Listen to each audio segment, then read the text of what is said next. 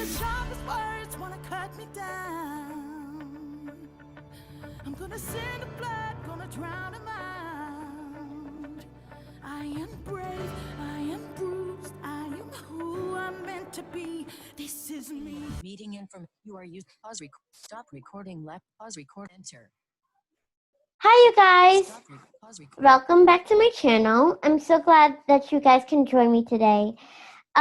As you guys can see, I have a special guest today, and it's a friend, mentor, and a family member. She's my cousin, and I just wanted you guys to know how excited I am that she can join me. Her name is Omega, and she is a director of literacy, and she's a teacher, and she's a brown skinned girl. So I just am so glad that she can join me today.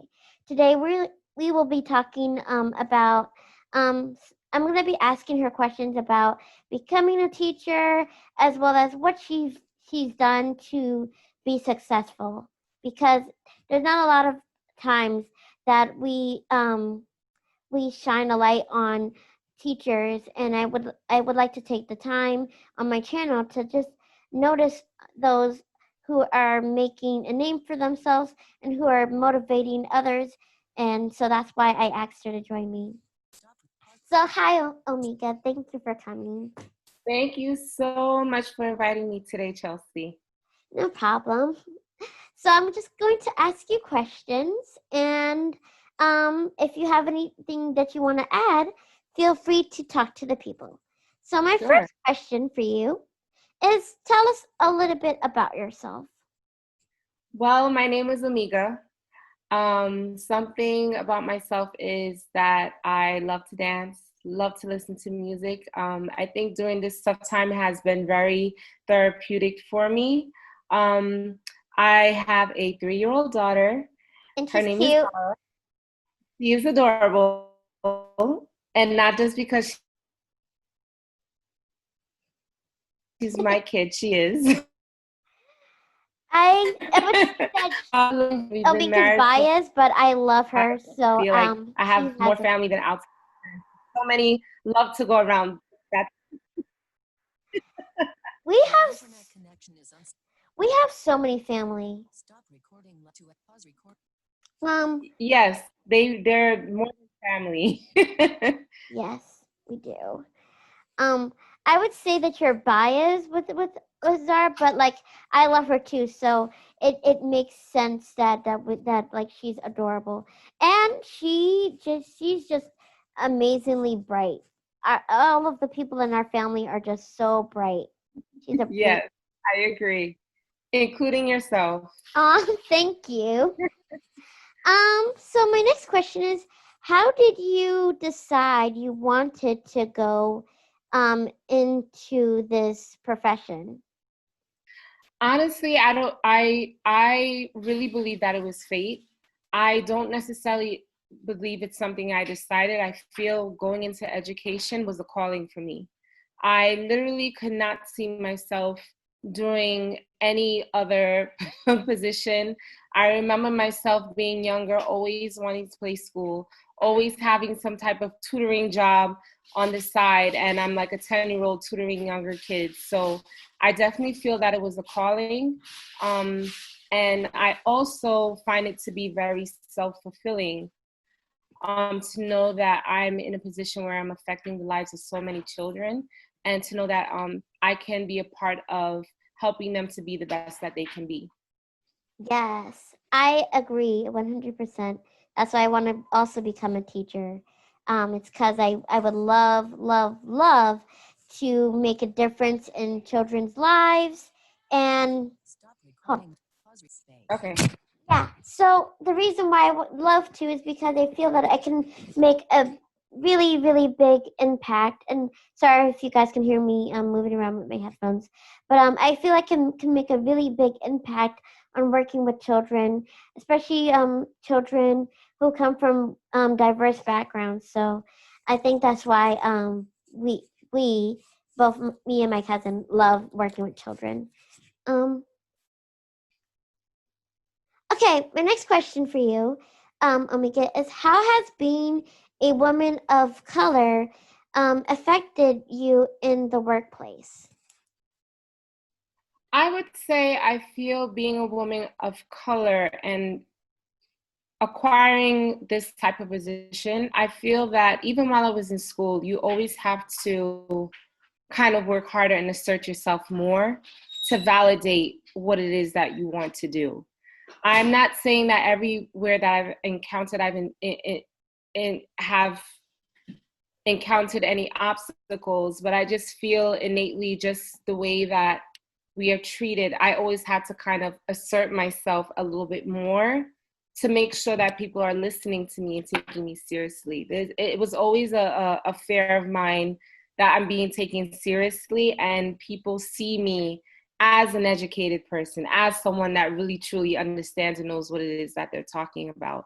But then also in this field, I feel that educating children of color, because I work in Harlem, I was that role model for them because I look like them. Not to say that kids don't necessarily need to be exposed to that diversity, or if you're of a different race, that the children wouldn't necessarily look up to you or you can't be a role model. But I think it's very important that as an educator, that the kids are exposed to different races to see that, oh, a woman can be smart, a Black woman can be a teacher and an educator. So I think it's important that we are represented in that way.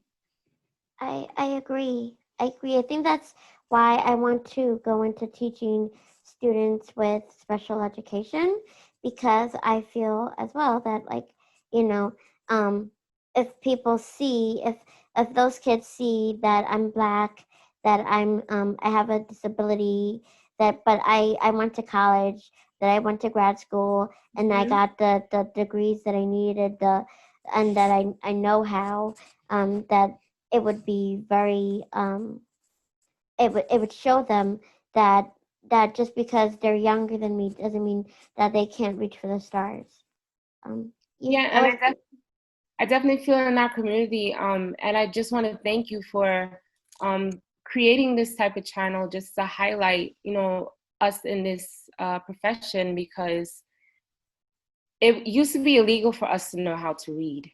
Mm-hmm. We didn't necessarily have that right to actually have this access to knowledge and to push ourselves to being the best that we can be. So it's very important that we are represented.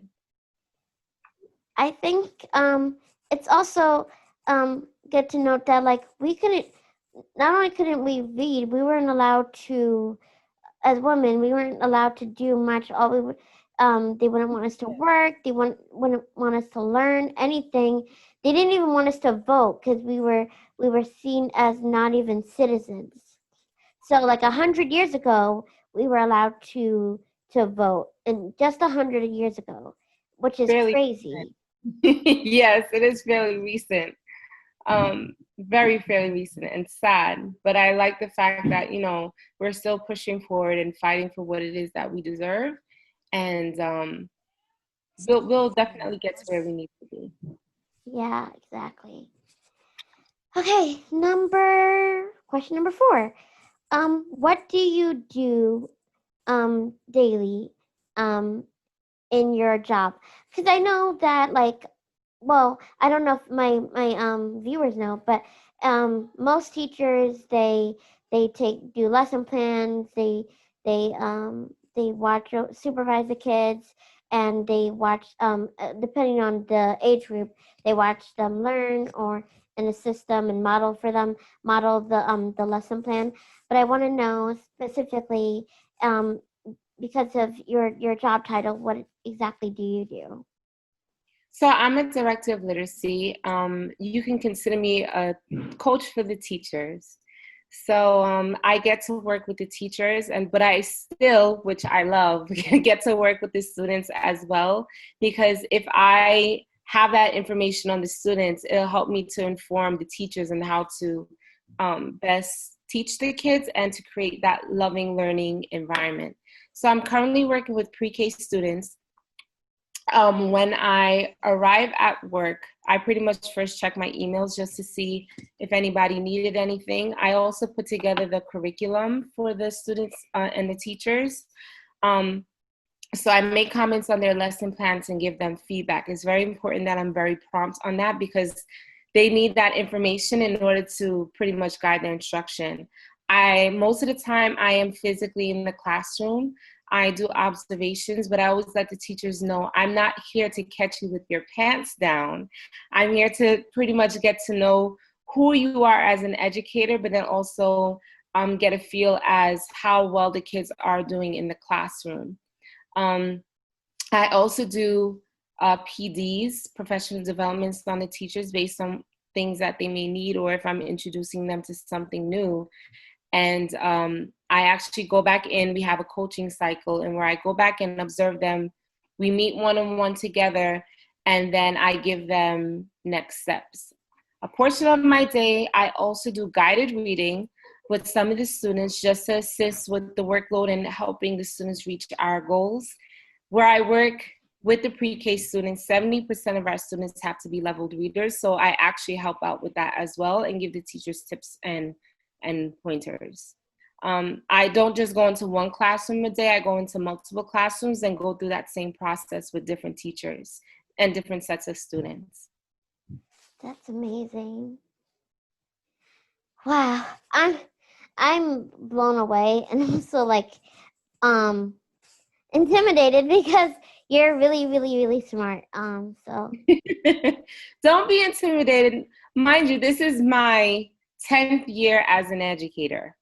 I still remember my very first year, first day actually, I was by myself. I was with sixth graders. I was 23 years old. I felt that I looked the same age as them and didn't know if I was going to be taken seriously, very nervous. I spent all night just making sure all my lesson plans were ready, and it was a very scary experience, but before I taught, I went into the bathroom, I said my prayer, and I just went into that classroom being myself. And I feel that because the kids saw that I was being myself and I genuinely cared for them in terms of classroom management, I was able to do pretty decent. I'm not going to say I did a great job. I did decent my first year as a teacher because you will make mistakes. But then one thing that I would say is very important as an educator to have is to be self-reflective and always know that you are a lifelong learner. There's always something new to learn. There's always something to change. Because we're dealing with human beings, not everything is cookie cutter and can be cut out and laid out in a straight line. You're going to go through challenges, but I think the thing is having that self-reflective tool to know, okay, I did this, I did well on this, but because of their response, this is what I need to work on. Or if you don't know how to do something, knowing that it's okay to reach out for help. So it took me a while to get here. This is my 10th year, but just know that it does get better as you get more into the field. yeah, I admire you for 10 years. I'm about to I think next semester starts student teaching, so I am terrified and not ready. And so congratulations on 10 years. The next question is, what is your favorite grade to teach? I know you just said you worked with pre-K students as well as sixth graders. So over your 10 years, what is your favorite grade to teach? I can't give you a favorite grade. I honestly found joy and challenges with every single grade that I taught. I taught sixth grade, I taught fifth grade, I taught fourth grade. I was with preschool for a little bit, and now I'm with preschool full time. And I can't say that I had a favorite grade because every grade gave me such a different experience. Even if it was one grade below, between sixth and fifth, it was a big difference. So what I can do is I can tell you my favorite about each grade. Sure. Sixth grade students are hilarious. they're at a point in life where they're transitioning into being, I would say, having a more grown up mindset. However, they're still kind of immature, I would say. But the types of conversations I would say was my favorite with them because they were old enough to kind of really see what was going on in the world. So I like the fact that I was able to talk about more mature content with them. Yeah. Fifth grade, my favorite thing about fifth grade is they're very talkative, but they're also very impressionable. I like the fact that, once again, those conversations I was able to have with them, when you start to expose them to certain things, it's like it's brand new. I also really enjoyed the fifth grade curriculum. Pam Munoz Ryan is one of my favorite children's authors, and we read a lot of those books. So the conversations that we had and just seeing how their minds were starting to develop into a more mature mindset was a lot of fun. Fourth grade, I enjoyed fourth grade a lot because they're still young enough for you to impress them. So I can talk about my day and they would just be so excited and so impressed to hear what it is that I had to say. And fourth graders, they're still so sweet. They're not at that level where they're feeling themselves all the way. They're still at that kiddie stage, but I love teaching fourth grade. And with the pre-K students, everything is so brand new. I love the fact that I am in a place to try to teach them to be independent. Some of the kids are 3 or 4, and it's so nice to see their love for learning, and they're also very impressionable as well. But I like the fact that at this age, you're teaching them how to be independent. They're getting there. So Yeah.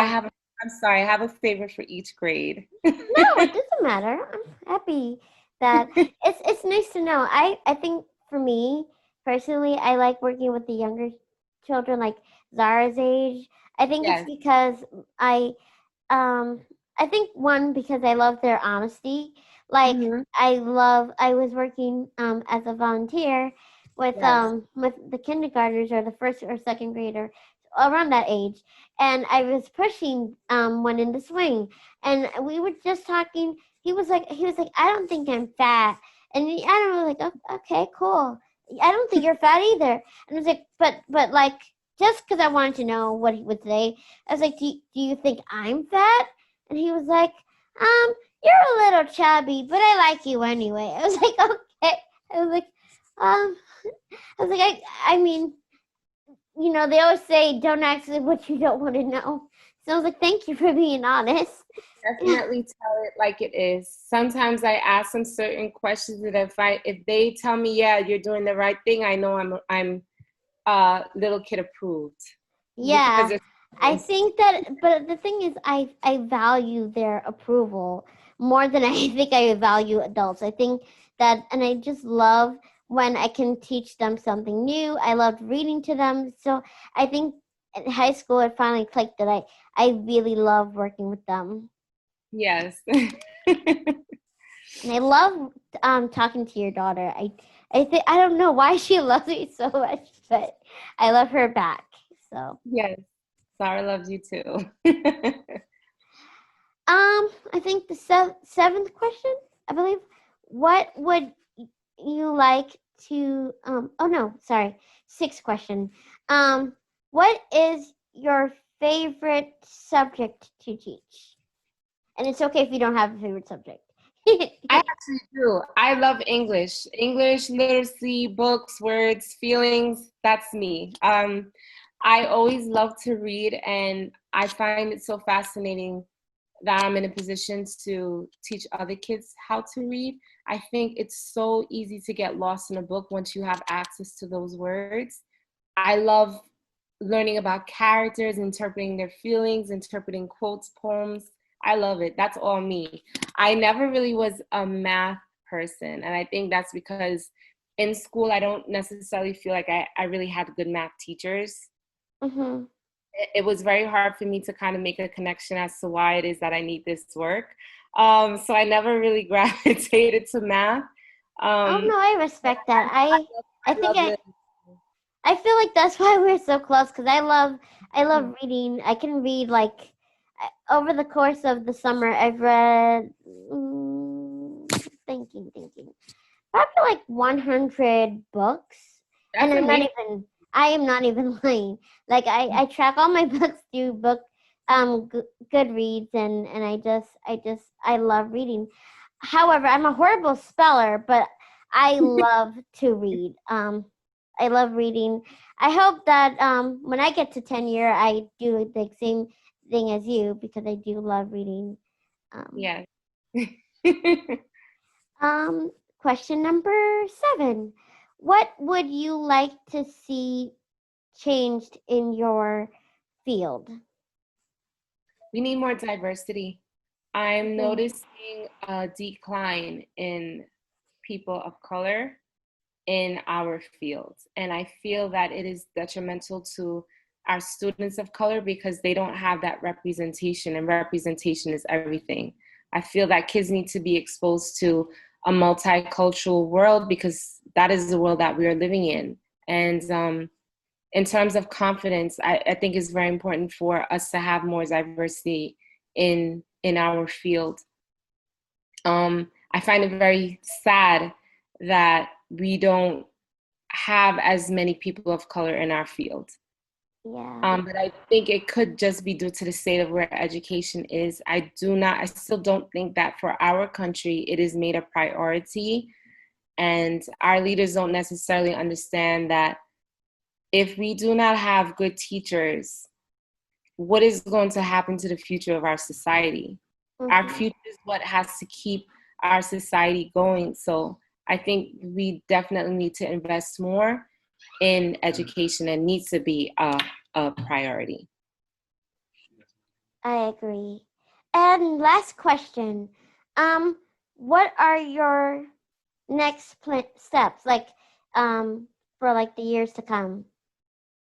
I do see myself going back to school in the future. I would like to just get some more information how to teach,